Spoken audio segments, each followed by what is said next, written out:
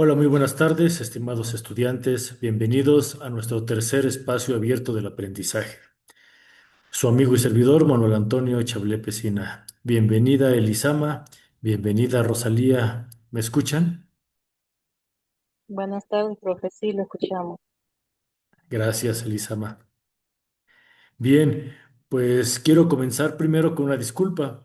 Lo teníamos programado para las 20 horas, a las 8 de la noche. Sin embargo, como pueden observar, me encuentro ahorita en una institución. Me tocó capacitación y inclusive me tocó darla también. Entonces, eso es lo que no me permitió hacerlo a esa hora. Lo estamos haciendo ahorita porque estoy entre una jornada matutina y antes de comenzar la jornada vespertina. Pero bueno, como ustedes ya saben, esto se graba y la grabación lo voy a dejar en la pizarra de sesiones justo al terminar este espacio. Y bueno, pues en esta tercera semana vamos a abordar tema central de módulo 18. Vamos a abordar el teorema fundamental del cálculo integral. Así es, vamos a trabajar integrales. Fíjense, no es difícil. Simplemente necesita un andamiaje muy robusto, muy fuerte de aritmética y álgebra. Ya lo vieron con las derivadas. Las integrales no es que sean más difíciles, de hecho es lo mismo, pero al revés. La integración es en sentido contrario, pero necesitamos ese bagaje aritmético. Recuerden ustedes las siete operaciones básicas: suma, resta, multiplicación, división, potencia, radicación y logaritmos. Y también necesitamos la parte de la variabilidad, que es álgebra. Tenemos el álgebra lineal, donde la representación en la gráfica es una línea recta, tiene un término algebraico acompañado de un coeficiente, se le llama el término algebraico. Tiene una constante, que es un número sí conocido que no va acompañado de nadie, y ese es el álgebra lineal. Una sola incógnita, una sola respuesta.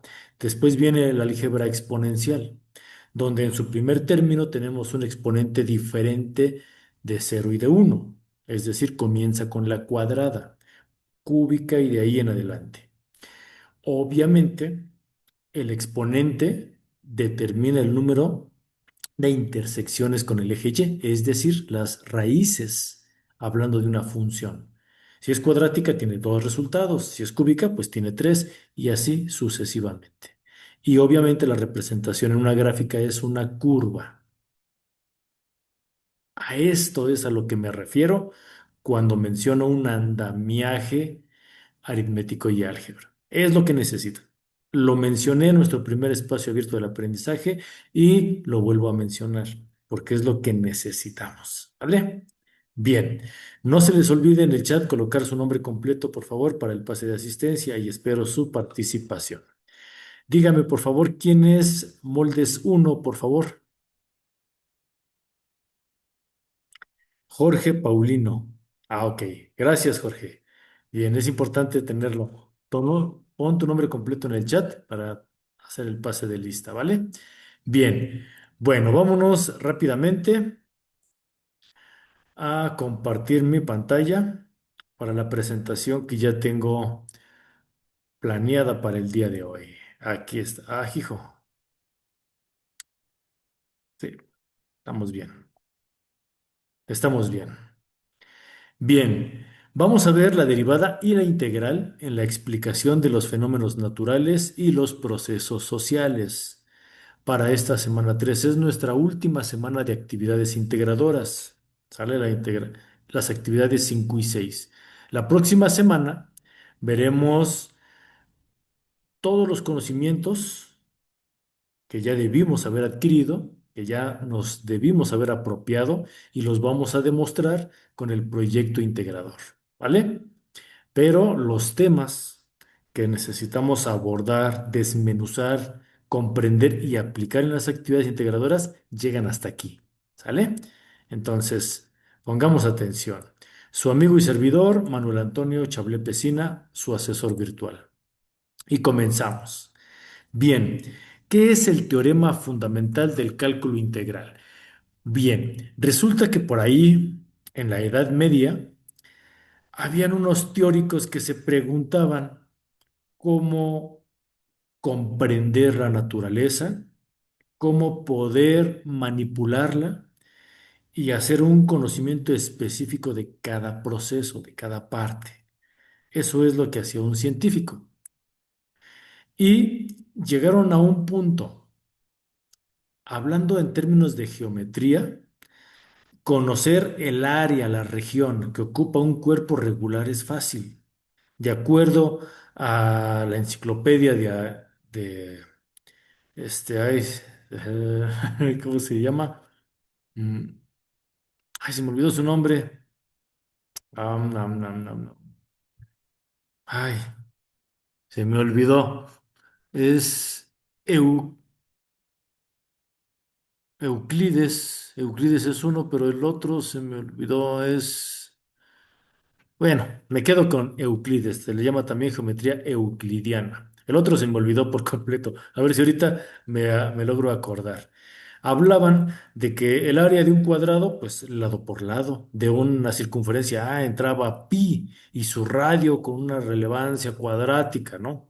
O con referencia a su diámetro. Hablaban de un triángulo, igual. Hablaban inclusive hasta de la cuadratura del triángulo con el teorema de Pitágoras, pero todo figuras regulares. Y empezaron a preguntarse, bueno, ¿y cómo hacerle para calcular el área o la región de una figura irregular?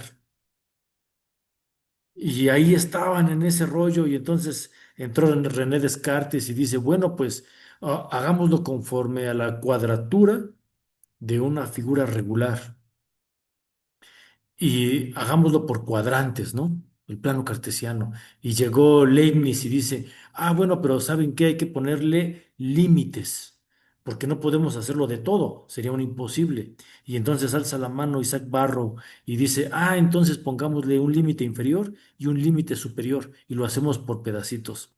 Y después participa Riemann y dice, pero ¿saben qué? Hagámoslo como si fueran rectángulos. Debajo de la curva vamos a poner rectángulos y los sumamos todos. Y entonces vamos a tener una aproximación a la curva y vamos a poder calcular su superficie muy fácil. Y ya, a eso se le llamaron las sumas de Riemann. Pero llega Isaac Newton y dicen, espérense, espérense, vamos bien, pero siempre nos va a faltar algo. Vamos a ser precisos, pero para ser más precisos tenemos que hacer un límite infinito. Y dice, mejor hagamos algo, un rectángulo que quede debajo de la curva y otro rectángulo que se pase por encima de la curva. Y así uno abajo, uno arriba, y vamos a tener áreas diferenciales. Y entonces así es como surge el teorema fundamental del cálculo integral. Es lo que te acabo de platicar. ¿Sale? ¿Qué es entonces la integral? La integración es un método que me ayuda a conocer el área o la región, ya sea debajo de la función que es una curva o encima de la función que es la curva. Eso es integración, ¿vale? Bien, lo que acabo de explicar está aquí en la imagen. Mi función es la línea punteada en color azul. Es justo las olas del mar. Esa es la función.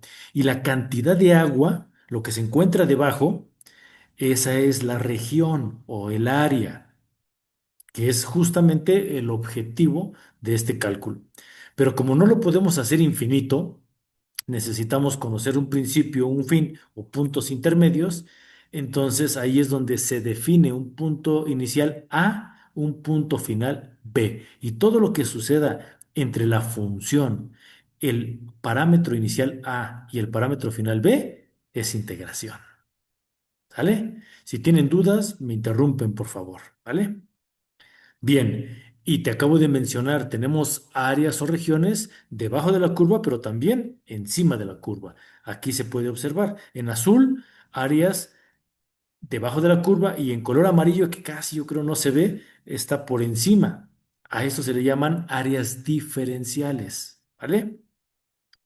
Estas áreas diferenciales en cuanto a la aportación de Isaac Newton con respecto a Riemann es lo que les mencionaba, un triángulo arriba, un triángulo abajo y va formando áreas diferenciales. Son las que están en color rojo.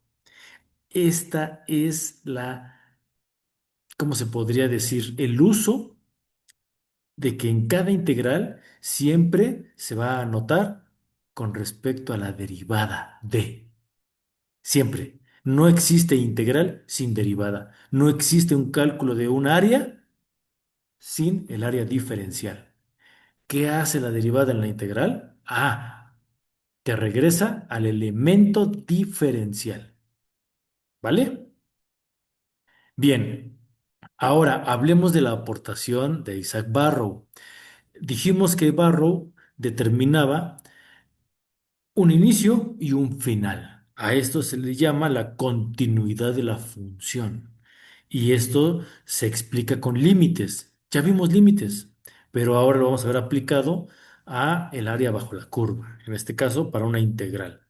Si decimos que la función f de x es continua en un punto inicial A y termina en B, es decir, continua entre A y B, entonces lo que haya entre A y B y debajo de la curva se le llama área bajo la F, función entre A inicial y puede ser B final o X. ¿Quién es X? X es un punto indeterminado entre A y B. ¿Vale? Y todo lo que esté en este rango se le va a llamar, fíjate bien, primitiva de la función. ¿Qué es una primitiva de la función? Es tu punto original. ¿Te acuerdas que la semana pasada te mencionaba que el cálculo comenzaba con las tres leyes de Newton? ¿Recuerdas? Donde yo te hablé de que la primera era la ley de la inercia, la del reposo, y te decía que esa posición en esta semana yo le iba a llamar primitiva. Así es. Cuando hablemos de una primitiva es que estamos hablando de la posición original. Estamos hablando del punto de partida. ¿Sí? Entonces, hacer integrales es regresarte a la posición original. Pero si hablo de regresarte es porque ya avanzaste. ¿Dónde avanzas? En la derivada. ¿Te acuerdas? La derivada es el paso adelante. Es donde se rompe la inercia y se le imprime un movimiento, un desplazamiento por unidad de tiempo llamado velocidad, que es la primera derivada. Entonces, si tú vas a integrar, tienes que asegurarte que partes de una derivada, porque la tomas en la velocidad y la regresas a su posición original. Eso es integrar. ¿Sale? Regresarte por el camino recorrido de la derivada, pero en sentido contrario. Por eso es que algunos autores le llaman al proceso de integración, le llaman antiderivación. ¿Vale? Si tienen dudas, me interrumpen, por favor. Entonces, hablamos del teorema fundamental del cálculo integral, ¿no? Y te mencionaba que es tomar o el rango completo desde A hasta B, o tomar una parte de A un punto determinado X, o también puedes comenzar en X y terminar en B, o inclusive puedes tomar un segmento entre A y B, es decir, que comience en X y no termine en B, sino en X más H. ¿Recuerdas que ya habíamos visto ese más H? Significa el incremento con respecto a X. Es decir, un punto adelante de X y antes de B, o inclusive puede ser al revés, ¿no? Que parte en X y en un recorrido antes de A. Esa es la tercera gráfica de izquierda a derecha, ¿vale? Segmentos intermedios. Todo esto se determina por límites, ¿sale? Cuando el límite de H tiende a una cantidad determinada, ¿vale? Puede tender a cero si se va a A o puede tender inclusive hasta infinito, ¿no? Si no conocemos a B. Pero estos son los límites que lo determinan. Pero aquí hay algo bien importante. Ya te mencioné que el proceso de integración es un proceso contrario a la derivación, también llamado antiderivación. Pero necesitamos conocer las diferentes similitudes, ¿cómo se le llama? Similitudes.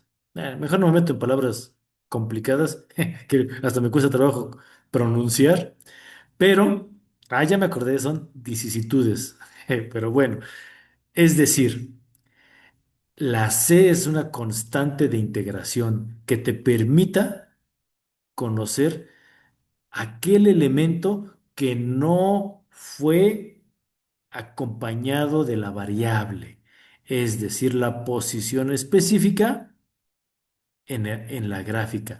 Si hablamos que el desplazamiento, distancia por unidad de tiempo es velocidad, entonces la constante C, que es la constante de integración, te va a determinar un momento instantáneo en el espacio. ¿Sale, vale? Por ejemplo, si alguien va corriendo de, no sé, del trabajo a la escuela, ¿no? O de la escuela a la casa, por decir, vas en la velocidad.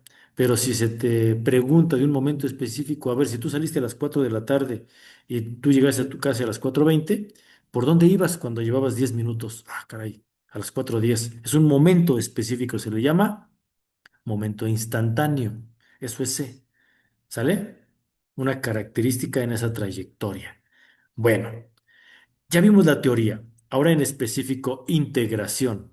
Se pide encontrar la función f, cuya derivada es, fíjate bien, f' de x es igual a 3x al cuadrado. Te dije, para integrar necesitas asegurarte que se haya derivado primero. ¿Cómo te das cuenta de eso? Porque la expresión tiene una comilla, tiene una prima y dices, esa ya está derivada. Una vez, f' de x, primer derivada y es 3x al cuadrado. Y te piden ahora encontrar su integral. En pocas palabras, ¿cómo estaba antes de que se derivara? Abran su micrófono, por favor, los que me acompañan y díganme, 3x al cuadrado, ¿cómo estaba antes que fuera derivado?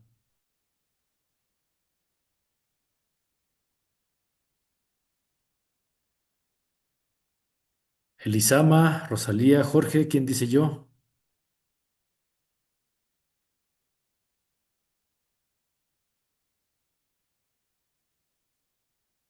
Nadie. Les ayudo.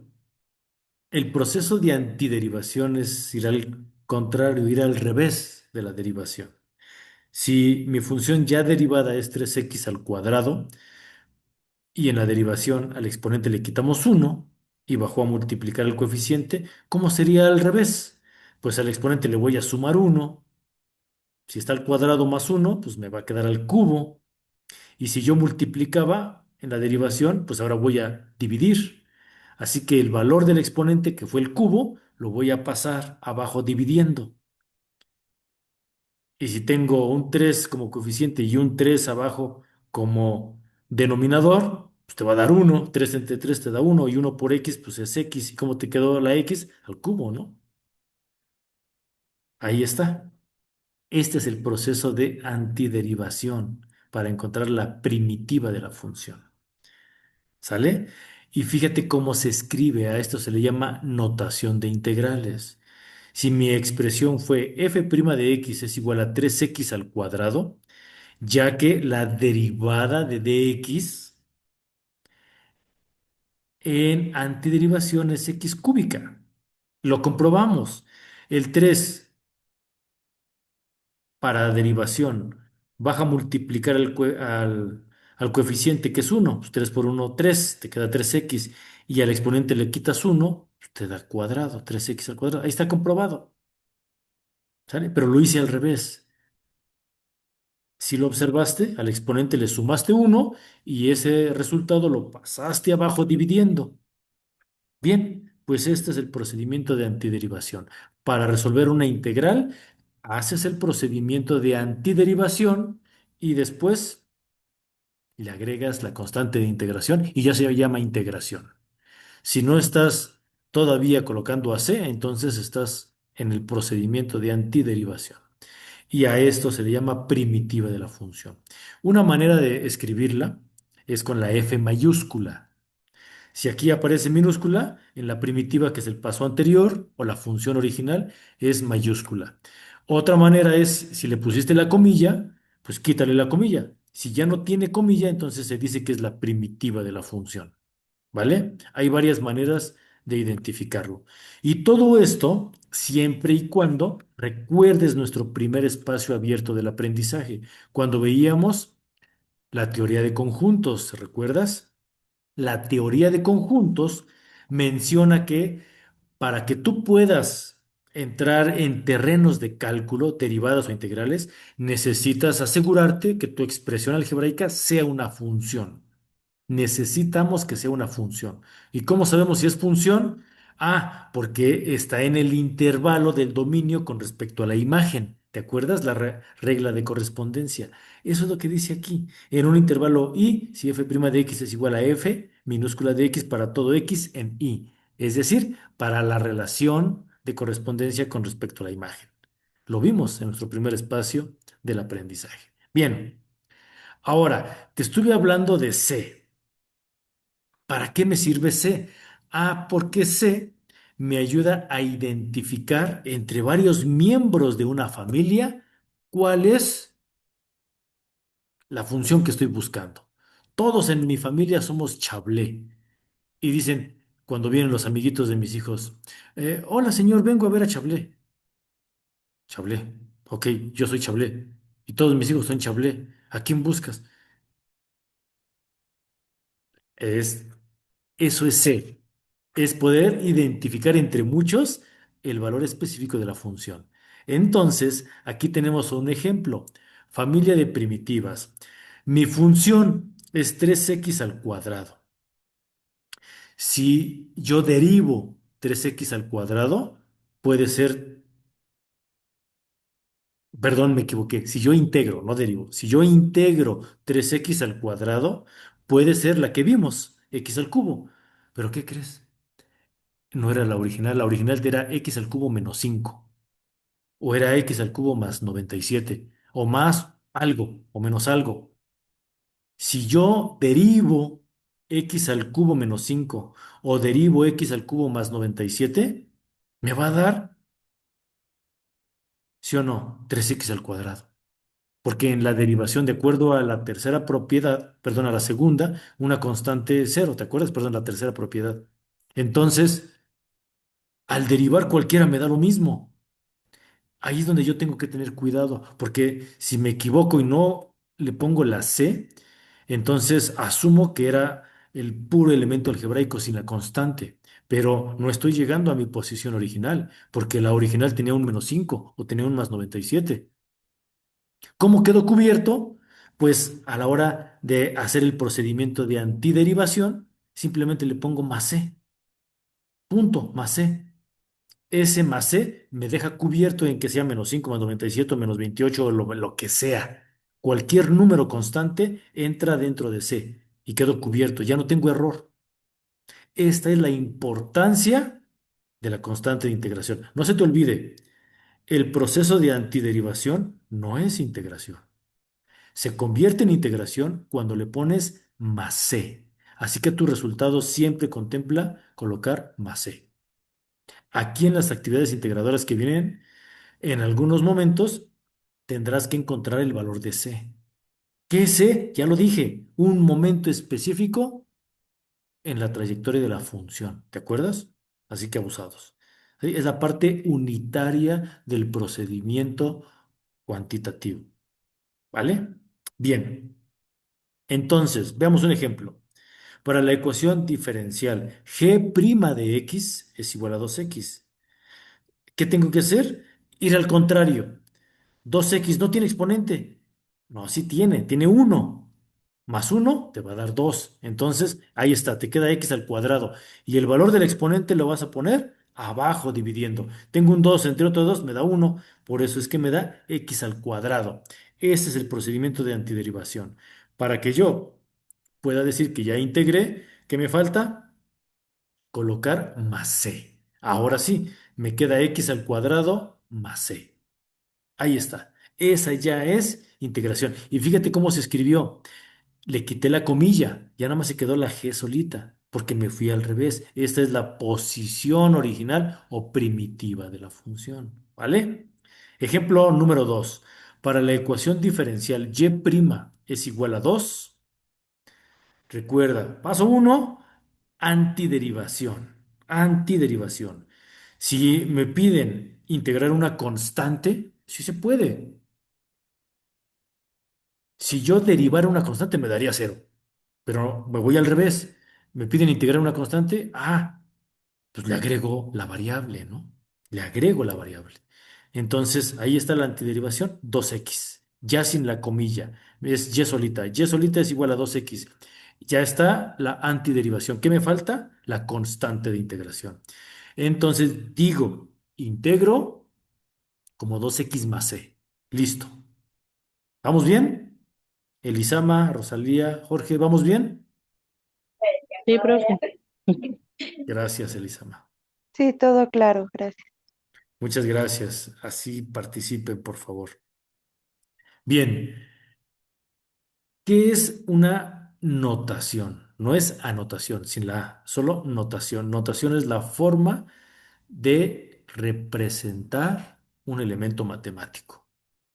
¿Sale? Entonces, notación de primitivas significa la forma en que la voy a escribir. ¿Te acuerdas cuando veíamos la notación de las derivadas? Había cuatro formas diferentes de representar una derivada. Y en la primera, ¿te acuerdas que te dije que la recordaras porque en esta semana te la iba a preguntar? Aquí está. Es dy sobre dx es igual a f de x. ¿Ya te acordaste? Esta misma la representábamos como el elemento 4 de la derivada también, que es una contracción de lo mismo. O simplemente lo que se hizo fue un despeje. El dx que estaba abajo como denominador se pasó multiplicando a f de x, lo que divide multiplica. ¿Te acuerdas?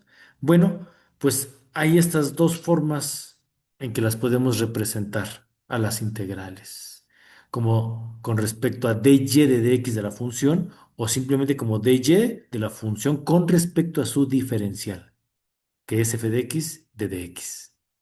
¿Vale? Es la función con respecto a su derivación. Ya te había mencionado, no existe integración sin derivación. No existe.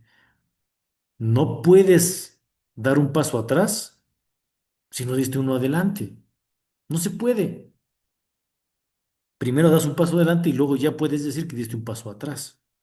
¿Estamos? Abusados. Bien, llegamos a lo bueno.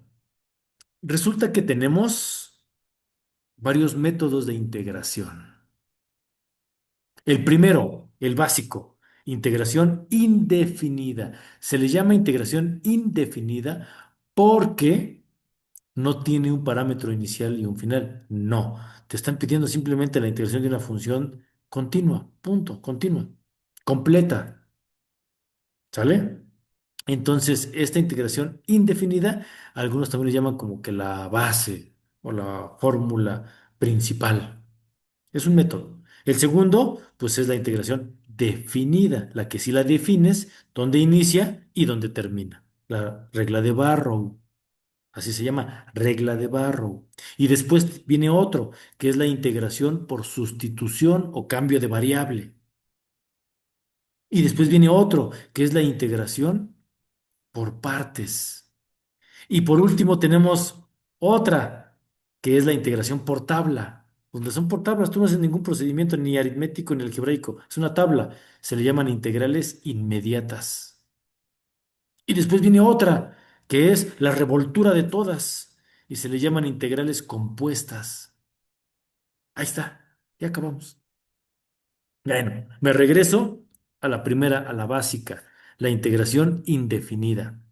¿Sale? Fíjate bien, es el proceso o operación de encontrar las soluciones a la ecuación. ¿Por qué es una ecuación? Porque se mantiene la función en equilibrio. dy es igual a f de x con respecto a su diferencial. ¿Te acuerdas? Ahora lo vamos a escribir de una forma elegante, de una forma bonita. y se va a identificar con el símbolo de una S alargadita. Algunos dicen que es el símbolo de una superficie. Bueno, puede ser, ¿no? Y la integración indefinida prácticamente se escribe así. Y es igual a la integral de f de x con respecto a su diferencial. Y esto va a ser igual a tu primitiva, a tu función original, tu primitiva f de x más c. Ahí está. ¿Sale? Esta hay que aprendérsela. Ahora, te puse ahorita en la expresión completa. Y la que no está completa, pero que es específico la indefinida, es esta. La integral de f de x con respecto a su diferencial. Una manera más fácil de nombrarlo, simplemente la integral indefinida de f con respecto a x. Ahí está. ¿Sale? Hay que aprendérsela. Bien, te mencioné entre los métodos de integración el que son por tabla, ¿te acuerdas? Que se le llaman integrales inmediatas. Son inmediatas, no haces procedimiento, solo identificas y eliges de la tabla. ¿Vale? Bien, aquí te pongo algunas, hay más. ¿Sale? Pero hay más. Fíjate bien, tenemos la integral de una base algebraica y como exponente un coeficiente, un número real, un número así conocido. Esta es la básica, la que te explicaba. Al exponente le sumas uno y al valor del exponente lo pones abajo como denominador, siempre y cuando a sea un número real, ¿sale? No puede ser una variable. Número 2, para el caso de un inverso multiplicativo, es decir, de uno sobre un elemento algebraico. Esto será igual al logaritmo natural del elemento algebraico más c. Para el caso 3, la integral de la constante de Euler, también llamado un logaritmo neperiano, base e. Fíjate bien, este es base e y elevado a un elemento algebraico, a x. Y te dice que su integral es lo mismo, e a la x más e. Es lo mismo, no cambia, no cambia. Hay que poner atención en esta porque vienen tus actividades integradoras. En cambio, la 4 es diferente. Tenemos una base coeficiente, o puede ser una constante, y fíjate bien, el exponente es un exponente algebraico. Este es diferente. Es la base por el elemento algebraico exponencial entre el logaritmo natural de la base. Y vienen las trigonométricas también. La integral de seno de x es menos coseno de x. La integral de coseno de x es seno de x. Y ahí te vas. ¿Sale? Esas son las inmediatas. Ahora te hablé de la regla de Barrow. ¿Recuerdas a Isaac Barrow, el que dijo, propone límites, ¿no? De dónde inicias, dónde terminas? Sea f una función continua en el intervalo AB que ya te expliqué, y sea f de x una primitiva de f minúscula de x en el mismo intervalo, entonces esta es la famosa regla de Barrow. Y se lee la integral que va desde A hasta B de tu función con respecto a su diferencial. Y fíjate que es la integral indefinida, pero donde se sustituye el rango superior B y le vas a restar el rango inferior A. En pocas palabras, resuelves tu integral. Una vez que ya la resolviste por método indefinido, ahora vas a sustituir la variable por el rango superior y lo simplificas. Y luego tu resultado de tu integral indefinida lo vas a sustituir por el rango inferior y al final los vas a restar.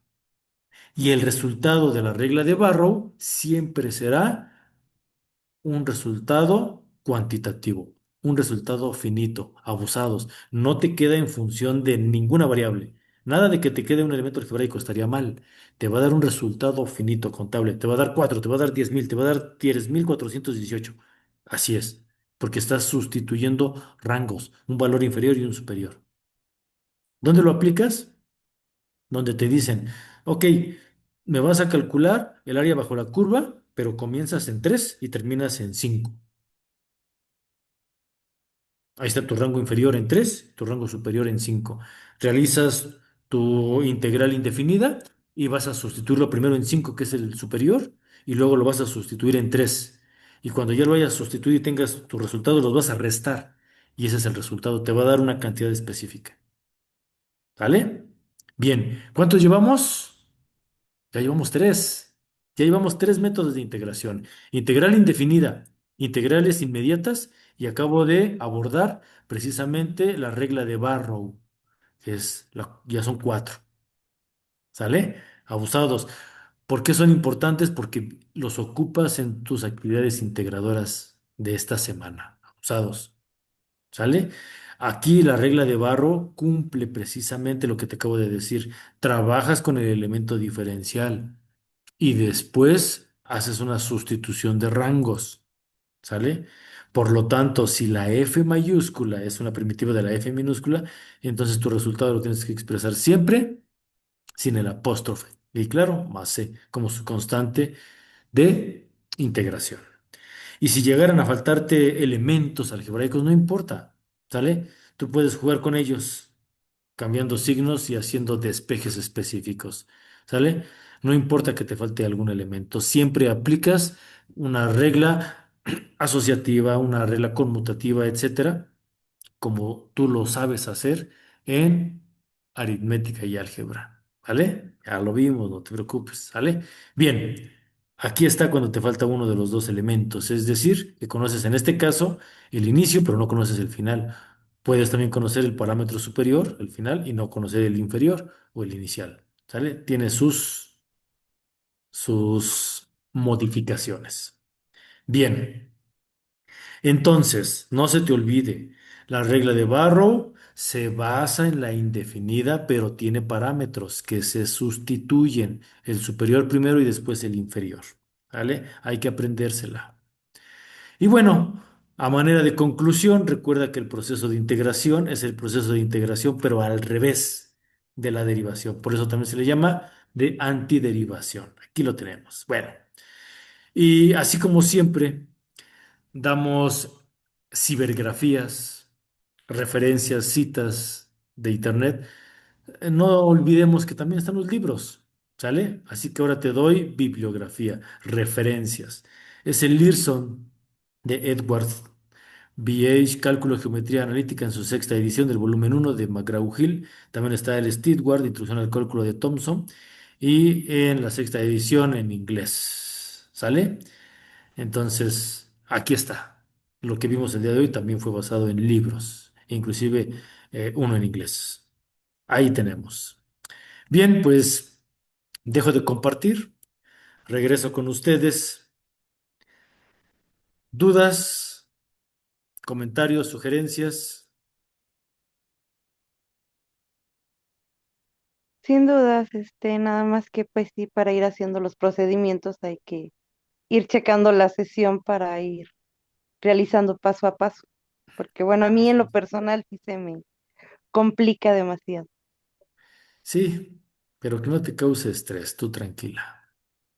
Igual a mí, profe, se me complica, pero pues ahí vamos, poco a poco. ¿Y sabe qué, profe? Le quería yo comentar algo que me pasó con la actividad integradora 4. Fíjese que Elisama, yo... Ujú. te interrumpo tantito. En unos segundos se va a cortar la transmisión. Ah, ok. Nos volvemos a conectar, ¿vale? Hasta donde se corte. Tú continúa, adelante. Lo que pasa es que hice mi actividad y yo creí que la había subido, o sea, la había entregado, pero cuando me di cuenta el lunes, no la entregué y pues, por lo tanto, pues no se me calificó. Entonces, quería ver si se podía subir o ya no. Mira, en el sentido estricto, las extensiones de tiempo son para casos especiales, pero tú has demostrado estar atenta, has estado en mis espacios abiertos y has sido participativa. Entonces yo abogo por ti, Elisama,